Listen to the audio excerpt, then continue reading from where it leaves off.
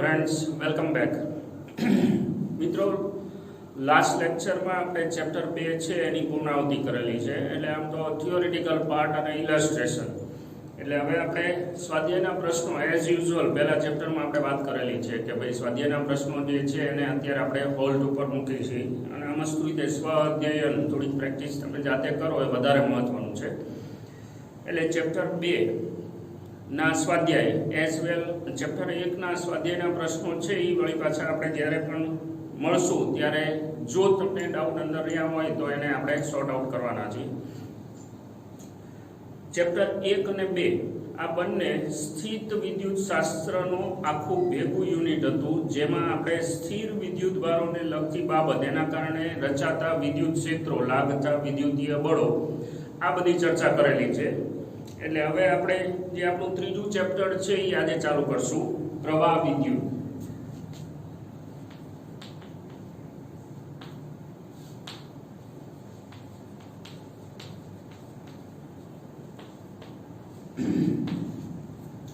Chapter 1 અને 2 માં આપણે મોટા ભાગના જે કન્સેપ્ટ છે એમાં વિદ્યુત ભારોને સ્થિર કલ્પેલા છે. વાસ્તવિકતામાં વિદ્યુત ભારો સ્થિર અવસ્થામાં હોતા નથી, એટલે કે વિદ્યુત ભારોનું વહન સતત થતું હોય.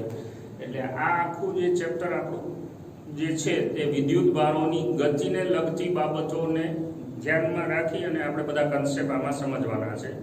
હવે વિદ્યુત ભારોની ગતિ કુદરતી રીતે પણ ઘણી બધી જગ્યાએ આપણને જોવા મળે છે. લાઈક વીજળી થતી હોય તો વીજળીમાં જે વિદ્યુત ભારો ઉપરના સ્તરમાં છે ત્યાંથી વાતાવરણમાં થઈ અને પૃથ્વીમાં બાયપાસ થતા હોય, એટલે ખાસ જાતનો વિદ્યુત ભારોનો ફ્લો તમને મળે છે. પણ આ જે ફ્લો છે એ સ્થાયી હોતો નથી. સ્થાયીનો મતલબ શું?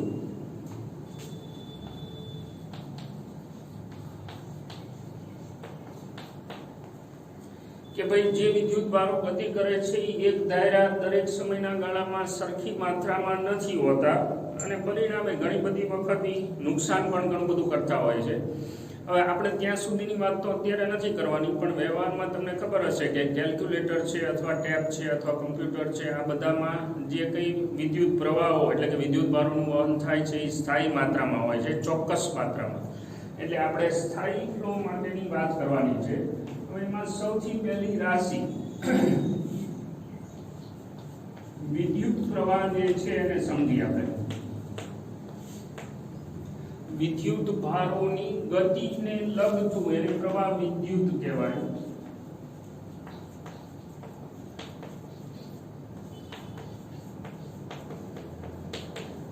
અને એમાંની મહત્વની રાશિ વિદ્યુત પ્રવાહ, ઇલેક્ટ્રિક કરંટ, જેનો સંકેત I છે એને આપણે અત્યારે સમજીએ.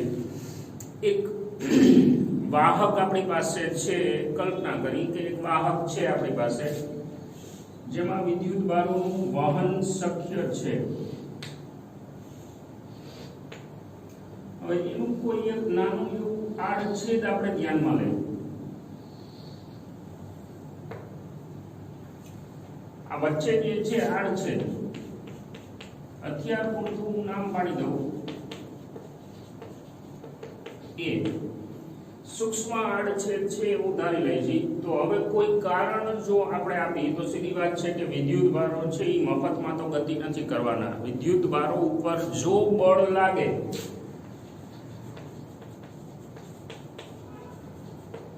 તો અપાયેલ બળના કારણે વિદ્યુત ભારો છે એ ગતિ કરશે. હવે વિદ્યુત ભારો ઉપર બળ લગાડવા માટે આપણે કોઈ ચોક્કસ વિદ્યુત ક્ષેત્ર છે એ આને આપી.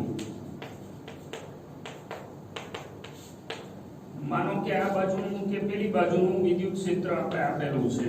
હવે ઘટના શું બનશે તો કે અંદર વિદ્યુત ભારો ગતિ કરવાના છે. આ બાજુથી પેલી બાજુ અથવા તો પેલી બાજુથી આ બાજુ. અત્યારે આપણે ખાલી વ્યાખ્યા જ સમજીએ છીએ. તો વિદ્યુત ભાર જે છે એ માનો કે +q વિદ્યુત ભાર છે એ આ આડછેદમાંથી આ બાજુ એટલે કે આગળની દિશામાં ગતિ કરે છે.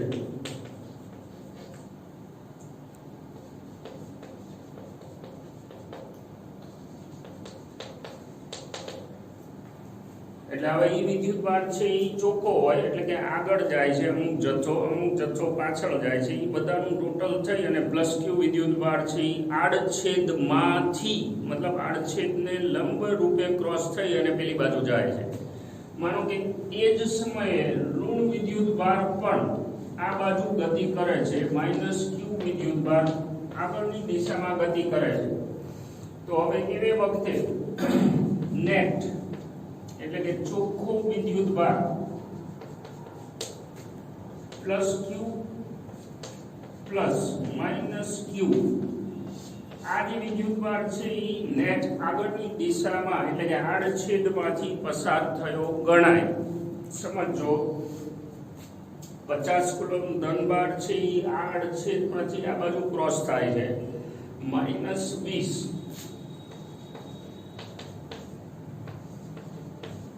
કુલમ વિદ્યુતભાર જે કંઈ હોય, અત્યારે આપણે એનું ટેન્શન નથી કરતા, તો જે કંઈ હોય માઇનસ ક્યુ વિદ્યુતભાર છે આડછેદમાંથી આ બાજુ એટલે કે ફ્રન્ટ આગળની દિશામાં જાય છે. અપાયેલું કારણ ગમે તે છે, અત્યારે આપણે એનું ટેન્શન નથી કરતા. તો ચોખ્ખો વિદ્યુતભાર 30 કુલમ આ બાજુ ગયો ગણાય એટલે નેટ વિદ્યુતભાર જે આવે છે સિગ્મા ક્યુ, અથવા તો હું એને નામ પાડી દઉં ક્યુ, એ આ આડછેદમાંથી આ બાજુ પસાર થાય છે અને ટોટલ આ આખી ઘટના માટે દરમિયાન લાગેલ સમય જો હું ટી નામ પાડી દઉં તો આપણી પ્રવાહની વ્યાખ્યા I is equal to Q by T છે, જે લગભગ નાના ધોરણમાં પણ આપણે ભણીને આવ્યા છે. વ્યાખ્યા શું કરશું? એકમ સમયમાં આડછેદને લંબ રૂપે એટલે કે આડછેદમાંથી પસાર થતો વિદ્યુતભારનો જથ્થો, આને વિદ્યુત પ્રવાહ કહેવાય. એકમ સમયમાં આડછેદમાંથી પસાર થતો વિદ્યુતભારનો જથ્થો, આને આપણે માપશું છે કુલમ પર સેકન્ડમાં. હવે આની આપણે ગણતરી કરી કે ભાઈ તમે જે જથ્થો માપેલો છે એ કરો છે ચોખ્ખો વિદ્યુતભાર પ્લસ ઓર માઇનસ સહિતનો નેટ હિસાબ, દરમિયાન લાગેલો સમય આપણે ટી લીધો છે. હવે આ જે છે એ કોઈ ચોક્કસ આંકડો મળશે જે સમય પર આધારિત ન હોય.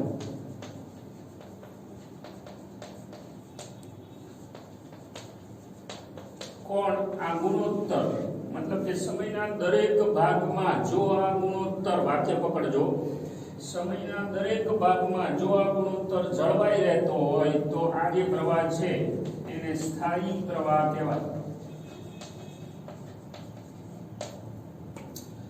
સમય પર આધાર નથી રાખતો આ ગુણોત્તર, એટલે કે દર સેકન્ડે પસાર થતો વિદ્યુતભારનો જથ્થો 30 કુલમ જ જો રહેતો હોય તો હવે આ જે પ્રવાહ છે એને સ્થાયી પ્રવાહ કહેવાય. આ જે એકમ છે એને આપણે માન આપેલું છે એમ્પિયર એકમ તરીકે લીધું છે આપણે SI પદ્ધતિમાં. વિદ્યુત પ્રવાહનો SI એકમ છે એમ્પિયર. વિદ્યુત પ્રવાહની ચુંબકીય અસરો જ્યારે ભણશું ત્યારે આની આપણે સ્પષ્ટ વ્યાખ્યા એના આધારે કરશું જે SI પદ્ધતિમાં સ્વીકારેલી છે. હવે માનો કે આ તો સમયના આધારે ન બદલાતો હોય તો આપણે પ્રવાહની વ્યાખ્યા કરેલી છે, પણ માનો કે ડેલ્ટા ટી જેટલા સમયગાળામાં ડેલ્ટા ક્યુ જેટલો વિદ્યુતભાર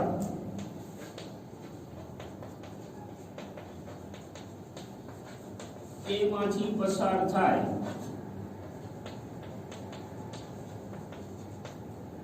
તો delta Q by delta T આ જે આવે એને સરેરાશ પ્રવાહ કહેવાય. સરેરાશ પ્રવાહ, કારણ કે વ્યવહારમાં ઘણી બધી વખત એવું બને કે સમયના દરેક ભાગમાં આ જે આંકડો છે એ ન જળવાય, તો જુદા જુદા સમયગાળામાં કદાચ એવું બનતું હોય કે આ વિદ્યુતભારનો જથ્થો જુદો જુદો પસાર થતો હોય તો કોઈ લાંબા સમયગાળા માટે જે રાશિ તમને મળે આ કઈ જે જથ્થો પસાર થાય છે આડછેદમાંથી જથ્થો છેદમાં લાગેલો સમય, આને આપણે માનશું એકમ સમયમાં પસાર થતો વિદ્યુતભારનો જથ્થો, પણ કહીશું એને સરેરાશ પ્રવાહ. હવે જો આ જથ્થો જુદો જુદો હોય તો આ જે ગુણોત્તર છે એને આપણે અતિ સૂક્ષ્મ કરી નાખી, મતલબ કે limit delta T tends to જો 0 કરવામાં આવે તો આ રાશિ બની જશે dq/dt અતિ સૂક્ષ્મ સમયગાળા માટે, અને હવે તમને જે મળે એને તત્કાલીન પ્રવાહ કહેવાય. વાંચશું એને શું? વિદ્યુત ભારના જથ્થાનો આપેલ આડછેદમાંથી પસાર થવાનો સમય દર. વિદ્યુત ભારના જથ્થાનો આપેલ આડછેદમાંથી પસાર થવાનો સમય દર એને તત્કાલીન પ્રવાહ કહેવાય. જે તે સમયે કદાચ જો સમયના જુદા જુદા ભાગમાં બદલાતું હોય તો આપણે પ્રવાહ તે રીતે ગણવાનો છે. હવે આ જે પ્રવાહ છે એ રચાય છે કેવી રીતે એ થોડુંક વિસ્તૃત રીતે આપણે સમજીએ. વિદ્યુત ભારોનું વહન જે થતું હોય ફ્લો ઘણી બધી રીતે શક્ય છે. હમણાં જેમ મેં કીધું કે ભાઈ વીજળી થાય છે તો એમાં વિદ્યુત ભારો જે છે એ વાદળમાં થઈ અને વાતાવરણમાં જઈ પૃથ્વી તરફ ગતિ કરે છે. આ જે આંકડા છે એ હજારો એમ્પિયરમાં હોય, હજારો એમ્પિયરમાં. જ્યારે વ્યવહારમાં માની લો કે આપણે યુઝ કરી છે જે બધા સાધનો એ એમ્પિયરના ક્રમમાં છે. આપણા બોડીની અંદર તે ઇલેક્ટ્રોમેગ્નેટિક પલ્સનો પ્રવાહ આવતો હોય છે. હવે એ જે પ્રવાહ છે એ માઇક્રો એમ્પિયરના ક્રમનો હોય. જસ્ટ ફોર નોલેજની વાત થઈ. તો જે ફ્લો છે એ ફ્લો વિદ્યુત ભારનો જુદી જુદી રીતે શક્ય છે. લાઈક વીજળીની આપણે વાત કરી તો આયનોસ્ફિયર જે છે એમાં વિદ્યુત ભારોની હાજરી છે. હવે એના ઉપર જો વિદ્યુત ક્ષેત્ર લાગુ પડે તો ફ્લોની રચના થાય. વીજળી માટે કારણ જુદું છે. વાદળમાં થતા ઘર્ષણ જે છે એના કારણે ચાર્જિંગની પ્રક્રિયામાં વિદ્યુત ભારો છે એ ટ્રાન્સફર થાય છે અને એ આપણને વીજળી સ્વરૂપે મળે છે. અમુક પદાર્થો એવા છે, માની લો કે તમે કોઈ પણ દ્રવ્ય લો તો મોટે ભાગે દ્રવ્ય અણુ કે પરમાણુનું બનેલું છે. અને સામાન્ય સંજોગોમાં આપણને ખબર છે કે જે તે અણુ કે પરમાણુની અંદર ઇલેક્ટ્રોન બંધારણ જ્યારે રચાય ત્યારે કોઈ ચોક્કસ બળોની અસર હેઠળ પોતપોતાના કેન્દ્ર સાથે જકડાયેલા છે, બંધાયેલા છે. એટલે સામાન્ય સંજોગોમાં અણુ કે પરમાણુની અંદર વિદ્યુત ભારો ગતિ કરવા માટે સક્ષમ હોતા નથી. પણ સુવાહકો જે છે એનું બંધારણ રચાય. આપણે અગાઉ જે ચેપ્ટર ભણ્યા એમાં આ ચર્ચા કરેલી છે કે સુવાહક જો હોય તો સુવાહકની ખાસિયત શું છે. એનું બંધારણ જ્યારે રચાય ત્યારે એમાં ઇલેક્ટ્રોન એના પિતૃ પરમાણુ એટલે કે કેન્દ્રથી મુક્ત થઈ ગયેલી અવસ્થામાં હોય, છૂટા પડી ગયેલા હોય. એટલે વહન માટે જરૂરી એવો વિદ્યુતભાર સુવાહકમાં સરળતાથી મળી રહે. એટલે આપણે ઘન સુવાહકની ચર્ચા જે છે આ ચેપ્ટર પૂરતી મર્યાદિત રાખશું. માનો કે વિદ્યુત વિભાજ્ય દ્રાવણ હોય તો એમાં વિદ્યુત ભારોની ગતિ એટલે કે એના ફ્લો ધન આયન અને ઋણ આયન બંનેના થતા હોય છે. પણ અત્યારે આપણે એના ઉપર લિમિટ મૂકશું. ભવિષ્યમાં આ ચર્ચા બધું કરવાના છીએ. એટલે સુવાહક કોઈ ઘન અવસ્થાનો હોય, લાઈક કોઈ ધાતુ છે, દ્રવ્ય, એનો આપણે વાયર કે એવું કંઈ બનાવેલું છે. તો આમાં આપણે વહન કઈ રીતે થાય છે એની ચર્ચા કરી. માનો કે મારી પાસે કોઈ એક વાહક છે, સુવાહક, ચોક્કસ ભૌમિતિક આકારવાળો એક નળાકાર આપણે લીધો છે. હવે એનું બંધારણ છે એની અંદર શું હશે તો કે દરેક કેન્દ્ર જે છે ચોક્કસ લેટાઇસ પોઈન્ટ ઉપર ગોઠવાયેલું હોય અને થર્મલ વાઇબ્રેશન કરતું હોય. ઇલેક્ટ્રોન જે છે એની આસપાસ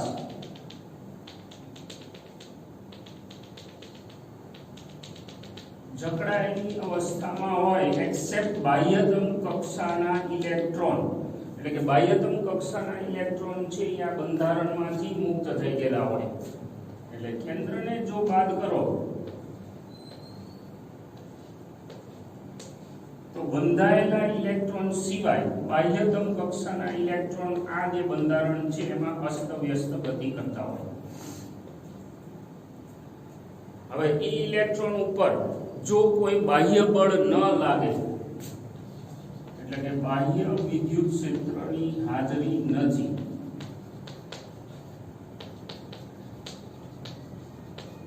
તો આ જે ઇલેક્ટ્રોન છે એ મુક્ત અવસ્થાના છે.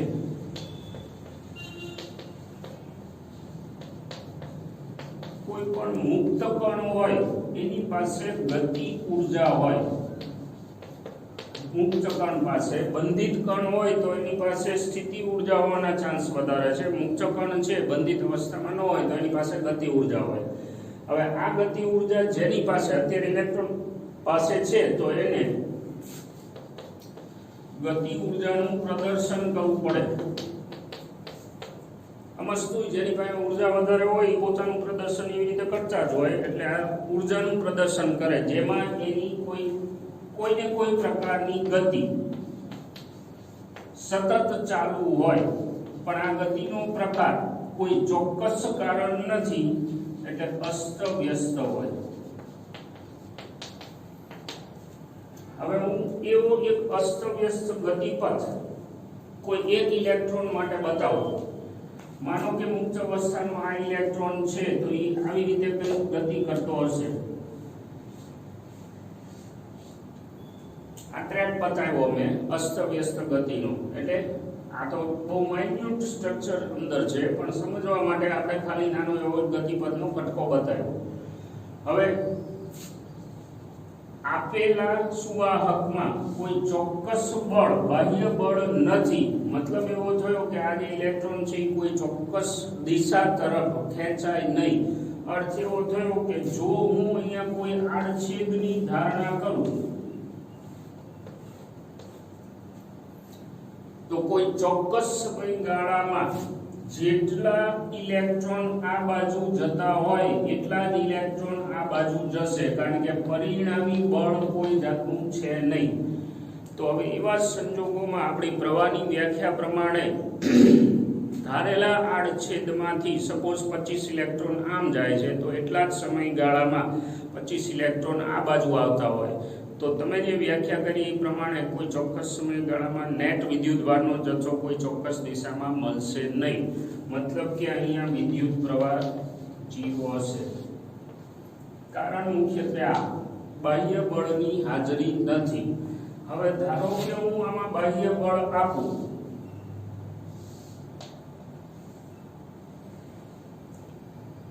એક કામ કરીએ આપણે, આ જે સુવાહક છે એના બે છેડા કોઈ ચોક્કસ અવાહક તકતી બંને બાજુ સમાન આડછેદ વાળી તકતીથી આપણે ઢાંકી દઈએ.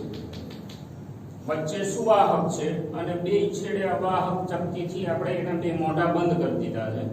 હવે ધારો કે આ જગ્યાએ હું +q વિદ્યુતભાર છે એના ઉપર પ્રેરિત કોઈ એક પદ્ધતિથી આપણે એના ઉપર +q વિદ્યુતભાર જે છે ઇમ્પોઝ કરેલો છે, અને આ જગ્યાએ સપોઝ -q વિદ્યુતભાર છે. જેવું તમે આ તકતીનું કનેક્શન આપ્યું, વચ્ચે કોણ છે? સુવાહક. હવે તમારી પાસે કોણ છે? બે ચાર્જ તકતી છે. તો આ બંને તકતીના વચ્ચેના વિસ્તારમાં વિદ્યુત ક્ષેત્રની રચના થશે. આવી ધનથી ઋણ તરફ આગળના ચેપ્ટરમાં આપણે ભણી ગયા. હવે જે વિદ્યુત ક્ષેત્ર રચાણું છે એ શું કરશે? ઇલેક્ટ્રોન જે છે એના ઉપર અને પ્રોટોન ઉપર બળ લગાડશે. ધનભાર પર આ બાજુ બળ લાગશે કેટલું? QE જેટલું. અને ઋણભાર પર બળ જે છે એ આ બાજુ લાગશે કેટલું? એટલું ને એટલું. એમાં Q કોણ છે? વિદ્યુતભારનો જથ્થો. હવે આપણા માટે E, મતલબ મુક્ત અવસ્થામાં આપણી પાસે કોણ છે? અહીંયા ઇલેક્ટ્રોન. એટલે ઇલેક્ટ્રોન ઉપર આ બાજુ બળ લાગશે. ધનભાર પર પણ બળ લાગશે, પણ આ જે બધા કેન્દ્ર છે એ એકબીજા સાથે જકડાયેલા છે, બંધાયેલા છે. એટલે સામાન્ય સંજોગોમાં એ બંધારણની અંદર કેન્દ્ર પોતે ગતિ કરવા માટે મુક્ત નથી, એટલે લાગતું બળ હોવા છતાં પણ ઈ અંદરથી આગા પાછા ન થઈ શકે, તો હવે ચાન્સ કોના રહ્યા? ઇલેક્ટ્રોનના. ઇલેક્ટ્રોન છે એના ઉપર આ બાજુ બળ લાગશે, તો અહીંયા રહેલા ઇલેક્ટ્રોન છે ઈ ખેંચાય અને સુવાહક છે એટલે આ જે ધનભાર છે એને બેલેન્સ કરવા માટે ઈ ખેંચાય.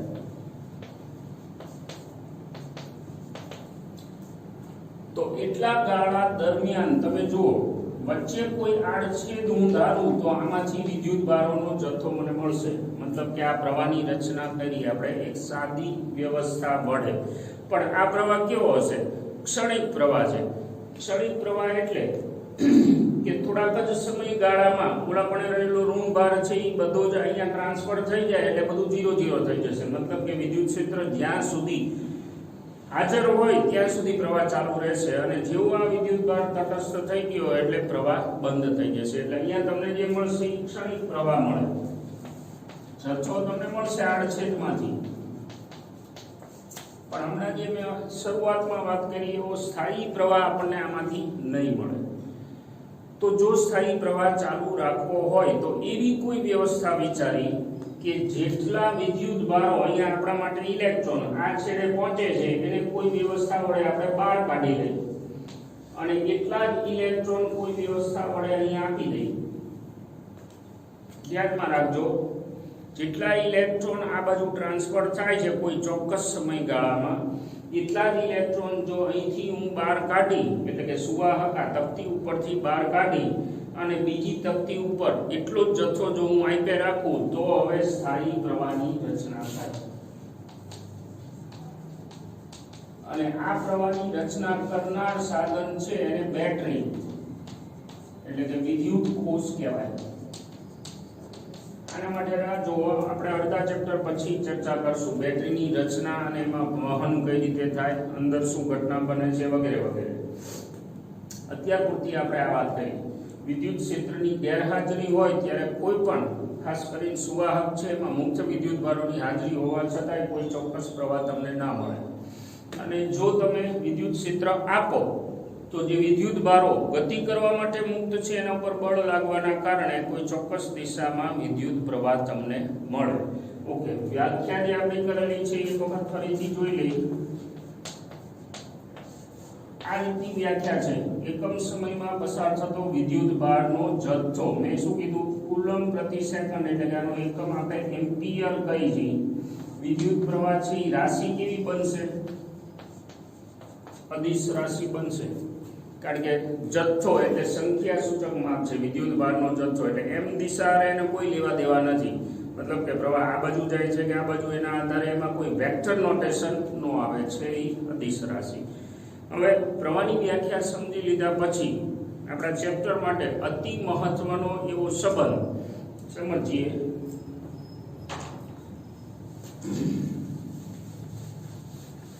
ઓહમનો નિયમ યાદ આવે? 10મા ધોરણમાં આપણે ભણીને આવ્યા છીએ.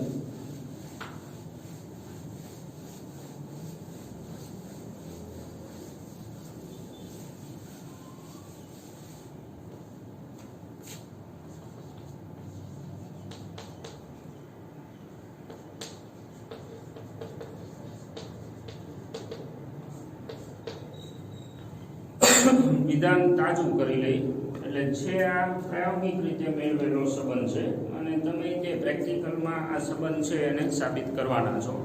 વિધાન જોઈ લઈ. વાહકના બે છેડા વચ્ચે વિદ્યુત સ્થિતિમાનનો તફાવત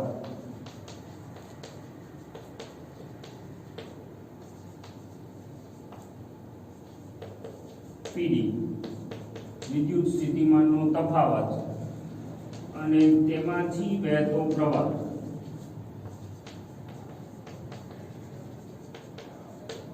આ બંનેનો ગુણોત્તર અચળ આવે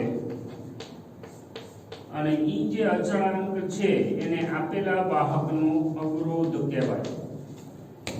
વિધાન ફરીથી એકવાર સાંભળી લઈ.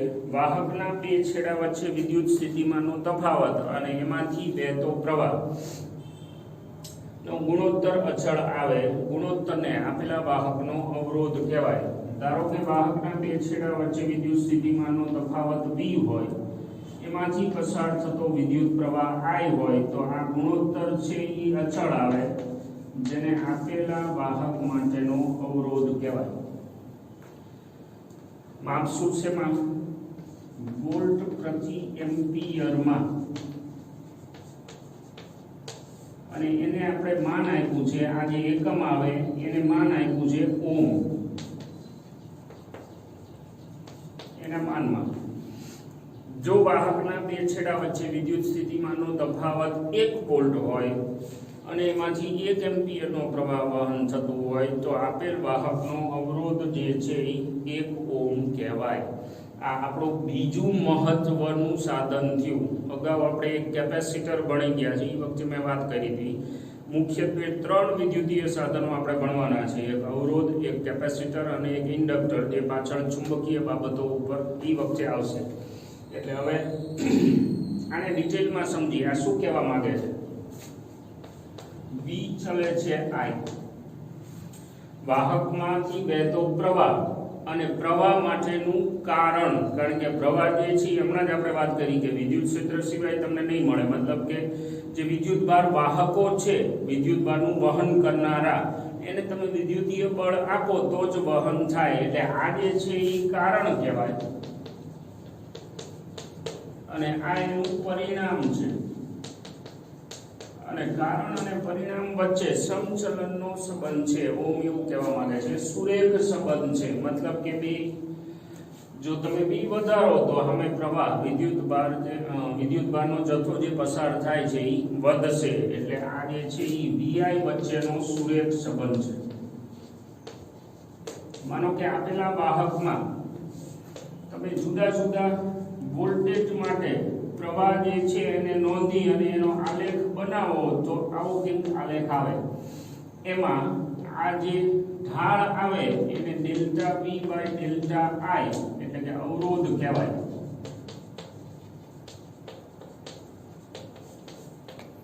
હવે આને થોડુંક વધારે ડિટેલમાં જો સમજીએ આપણે તો સંબંધ ઉપરથી એવું દેખાય છે કે R જે છે એને B સાથે સમચલન છે અથવા તો I સાથે વ્યસ્ત ચલન છે, આવું દેખાય છે. હકીકતમાં છે નહીં. એને કોની સાથે ચલન છે એ આપણે સમજી લઈએ.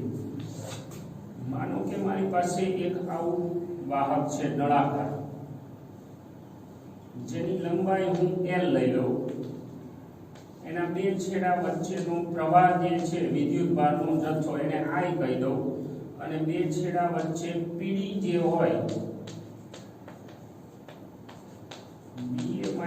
PB એને હું V કહી દઉં. તો અત્યારે મેં જે સંબંધ લખ્યો એ મને મળશે. મતલબ કે R = V by I મળે ઓમના નિયમ ઉપરથી. હવે હું એક કામ કરું,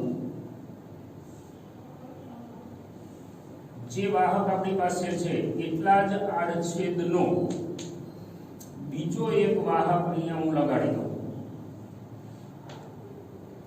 આની લંબાઈ કેટલી? L. એટલો ને એટલો બીજો એક વાહક અહીંયા મૂકી દીધો છે. વાહક જે છે એમાં પ્રવાહ જો I હોય તો આમાંય પ્રવાહ I જ આવશે. આ ઓલા પાઇપલાઇન જેવું છે કે ભાઈ એક પાઇપલાઇનમાં દર સેકન્ડે 5 લિટર પાણી જતું હોય તો એ જ પાણી બીજી પાઇપલાઇનમાં જવાનું છે. તો હવે પ્રવાહ એટલો ને એટલો રહેવાનો. આના બે છેડા વચ્ચે PD કેટલો હતો? V. આના બે છેડા વચ્ચે PD કેટલો રહેવાનો? V. તો અહીંથી અહીં સુધી કુલ PD કેટલો રહેશે? પ્રવાહનો જથ્થો બદલાશે નહીં. ધ્યાનમાં રાખજો કે અહીંયા વિદ્યુતભારનો જથ્થો જેટલો પાસ થાય છે એટલો જ રહેશે, પણ વિદ્યુત સ્થિતિમાનનો તફાવત છે અહીંથી અહીંયા વધશે. જેમ આપણે કેપેસિટરના શ્રેણી જોડાણમાં કીધું હતું એના જેવું કંઈક. તો હવે અહીંયા હું R ડેશ નામ પાડું તો શું બનશે? વાહકના બે છેડા વચ્ચે વિદ્યુત સ્થિતિમાનનો તફાવત એટલે કે 2V, અહીંથી અહીંયા સુધી V plus V, અને પ્રવાહ કેટલો? ફક્ત I. તો હવે આને આપણે શું કહી દઈએ? 2R. What does it mean? આનો મતલબ શું? જો તમે વાહકની લંબાઈ આડછેદ બદલાવ્યા વગર, વાક્ય પકડજો, વાહકની લંબાઈ આડછેદ બદલાવ્યા વગર જો તમે વધારો તો અવરોધ જે છે એ વધશે. ઓકે, એક કામ કરી, માનો કે એટલા જ આડછેદનું વાહક આ જે છે એટલું જ, પણ એને હું જોડી દઉં આવી રીતે, મતલબ કે આપણે લંબાઈ એમને એમ રાખેલી છે અને આડછેદ જે હતું એને વધારી દીધું છે. હવે શું બનશે તો કે અહીંથી પ્રવાહ આવતો હતો, તમારી પાસે બે સરખી પાઇપલાઇન છે, તો જે પ્રવાહ છે એનો જથ્થો અડધો આ બાજુ જાય અડધો આ બાજુ જાય, સમજી શકાય એવું છે. એટલે આમાં પ્રવાહ આવશે I/2 અને અહીંયા પ્રવાહ આવશે I/2 બંનેમાં. પછી વાહકના બે છેડા વચ્ચે વિદ્યુત સ્થિતિમાનનો તફાવત તો અહીંથી અહીંયા સુધી b જ છે. તો હવે હું અહીંયા r ડબલ ડેશ લખું, વાહકના બે છેડા વચ્ચે pd, મતલબ કે અહીંયા કેટલો છે b જેટલો, પ્રવાહ કેટલો થઈ ગયો I/2, બરોબર ને. વાહકના બે છેડા વચ્ચે પ્રવાહ જે છે એ અડધો અડધો બેમાં વહેંચાઈ ગયો છે. તો હવે આ જે અવરોધ છે એમાં આડછેદ ડબલ થયું, p બંને વચ્ચે સરખું છે, એટલે અડધો પ્રવાહ આમાં જાય છે અડધો પ્રવાહ આમાં જાય છે. તો તમારો જે અવરોધ છે એ r/2 થયો. મતલબ એવો થયો કે આ જે છે એમાં આડછેદ વધવાના કારણે અવરોધ ઘટે છે. એટલે અહીંયા આપણે શું લખી શકીએ કે ભાઈ જો એ અચળ હોય, અહીંથી જો કે સમજી શકાય એવી વાત છે કે વોલ્ટેજ અચળ રાખો અને પ્રવાહ જે છે એ જો વધે તો અવરોધ ઘટ્યો કહેવાય, પ્રવાહ જો વધે તો. એટલે અહીંયા આપણે ફરીથી વાત કરી લઈએ કે જો એ અચળ હોય તો r ચલે છે, તમે l લખી શકો, જે આપણે ઉપર વાત કરી, આડછેદ એમને લંબાઈ સાથે અવરોધને સમચલન. પછી જો લંબાઈ અચળ હોય તો r ચલે છે 1/a થાય, મતલબ કે અવરોધ જે છે એ ઘટી જશે. ઇન્ડિવિડ્યુઅલ વાહકની વાત થાય છે, સિંગલની વાત થાય છે. એટલે તમને કદાચ એવું થાય કે ઓલો છેદનો બગડો ઉપર આવ્યો ને શું થયું, ના, આ સિંગલ જે વાહક છે એના માટે વાત થાય છે. આપણે બીજો વાહક અહીંયા જોડેલો છે એટલે આડછેદ આપણે ડબલ કર્યું હતું એ વખતે. એટલે એક કટકા માટે અવરોધ જે છે એ અડધો થયો કહેવાય, કારણ કે બંને જોઈન્ટ થઈને કુલ અવરોધ તમને આપે છે. આ બે સંબંધ છે એને ભેગા કરી નાખીએ આપણે.